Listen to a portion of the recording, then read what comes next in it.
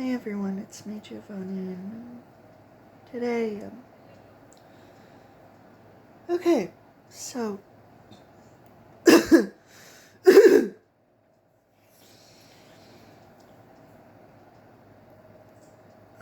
first, I want to talk about the origin of Betty Boop. Now, I have, watched a video by B. Boop about the story of Esther Lee Jones, or Baby Esther, or Little Esther.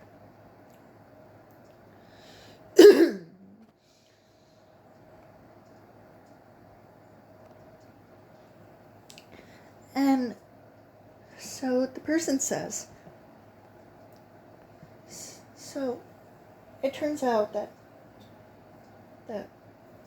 Esther Jones wasn't the actual inspiration behind the character of Betty Boop. It was the inspiration for the Scat singing, or the Boop-a-Doop line.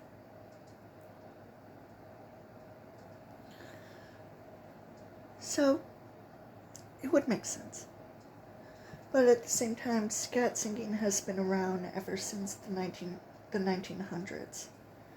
So, yeah, pretty much.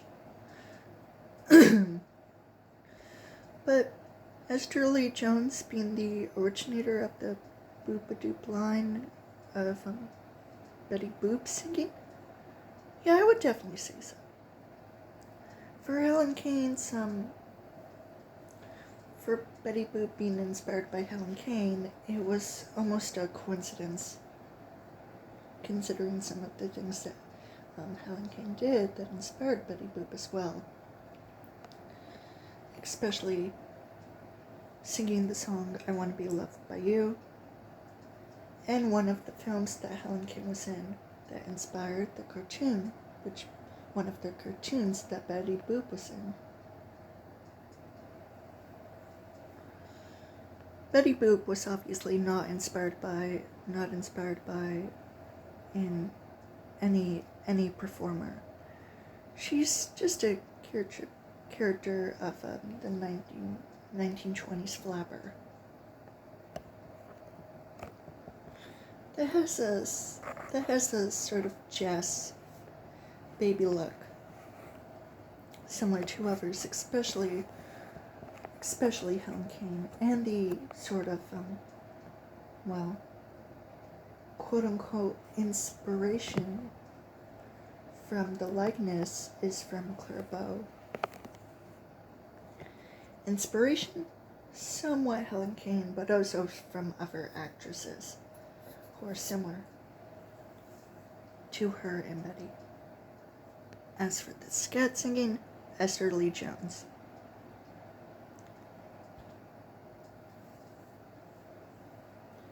And knowing about this, I feel bad for Esther Lee Jones.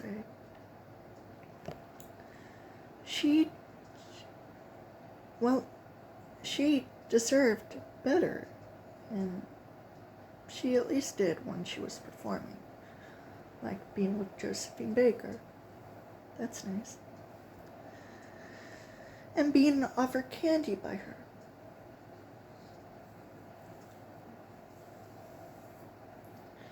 But for people to say that she's the actual inspiration behind the character of Betty Boop, it just seems off. Really off. Especially from the video by B. Boop, who says that Esther Lee Jones is more like the Black Shirley Temple, and I can agree. Besides, Esther Lee Jones and the Shirley Temple were literally children at a certain time when they were, mentioned, talked about, or even yet seen, because most of the time in photos of them and shows, they were children at some certain time. Esther Lee Jones being born in 1990, 1919, I think, and being a child during the late to mid 1920s.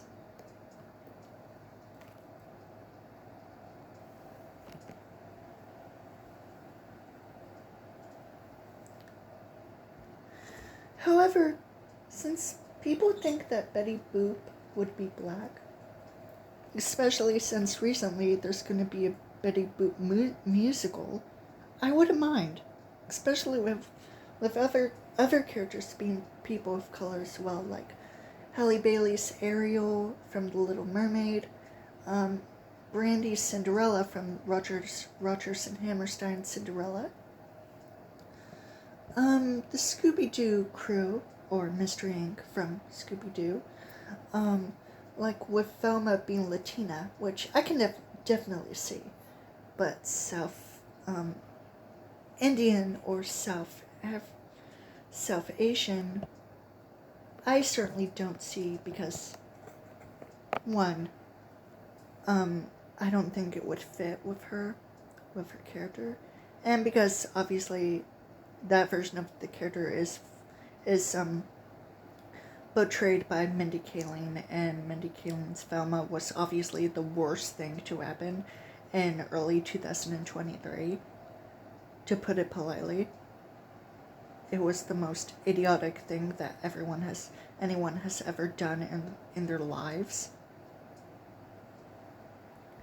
And even though it's gonna have a second season, it's not out yet. Like, what the hell? Anyways. So, Betty Boop, the inspiration, Esther Lee Jones, Scat singing, and Helen Kane. Well, mostly both Esther Lee Jones and Helen Kane are not the actual originators of what they had with Helen Kane. Some inspirations, like her appearance, or her scat singing, or Esther Lee Jones for her scat singing as well, since scat singing was literally a thing back during the 1900s. Yeah. But Esther Lee Jones being the originator. For Betty Boop's singing, I can definitely say yes. As for Helen Kane, I don't know. But then again, Betty Boop did take inspiration from Helen Kane, some of it, so I don't really mind. Especially since now I can certainly say that I feel bad for people of color, especially women. Especially people who are women who are black. Like I said, Brandy's Cinderella, Halle Bailey's Ariel, and there was also Tinkerbell, who's black, and Peter Pan and Wendy, the live-action version of Peter Pan. So yeah. I'm getting off track anyway. So, the main reason why I wanted to make a video in the first place was because I had to analyze Fnaf 4. Like the Laughing Kid and the Freddy Mask Bully being the same character. Maybe they might be. I mean, maybe the reason why their hair color is different is because the Freddy mask is the same color as the Laughing Kid's hair. And considering that the Laughing Kid is supposed to be, due to its height, it's almost like a teenager, perhaps. Maybe it's the same kid as the Freddy Mask Bully, who's, in my version of the timeline, his name is Jason Wilson. And as for the whole characters with a green shirt and blue pants, it's just a default character design. And some person theorized that the green shirt kid with blue pants is Jeremy Fitzgerald, and I can certainly say that's bullshit. As for the crying child having the Fredbear plush talk to him, it might be William, but maybe not. It would be more like his agony, but in the actual minigames, the Fredbear plush talks to the crying child, even when it's not there.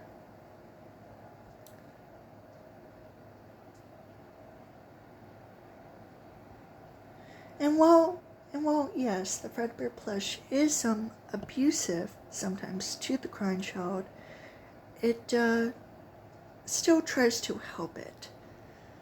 I'm not sure why. The Fredbear plush would definitely be crying child's imaginary friend, even if it was a real plush in the universe.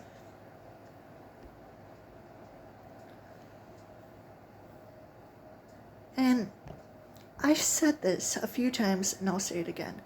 There's no in hell that William Afton would experiment on his own children, because that would be way too fucked up.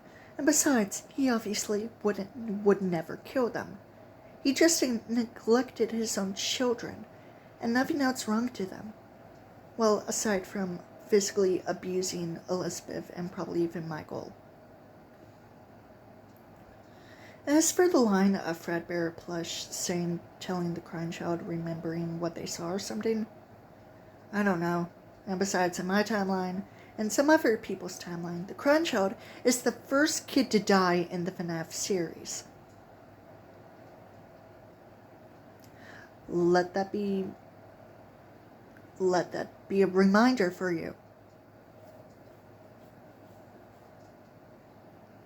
I would certainly say that the crying child, imaginary in the minigames, perhaps,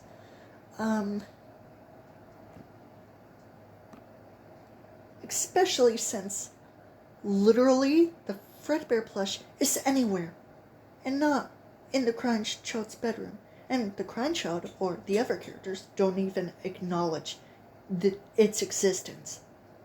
So it doesn't matter.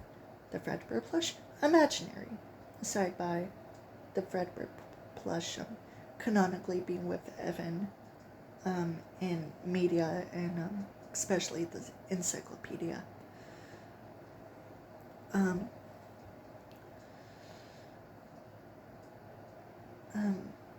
As for the I will put you back together, it's William Afton, obviously. Not Charlotte, not Cassidy. Crying Child dies first in the story. He's the first kid in Afton to die. As for the whole abusive agony thing, I'm still not sure. I mean, no, I don't know.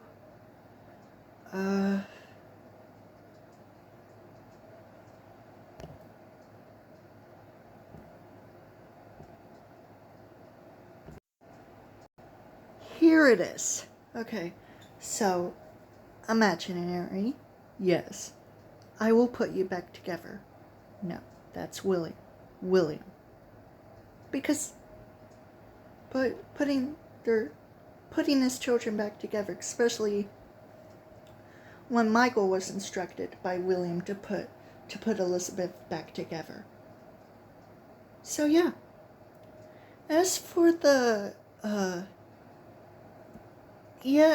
mostly Evan's Fredbear plush would be imaginary because in reality a plush wouldn't be possessed realistically. And I'm still unclear about the whole thing, especially since in reality Shadow Freddy and Shadow Bonnie are part of were created via the agony from William's murder spree, I think. Yeah, pretty much.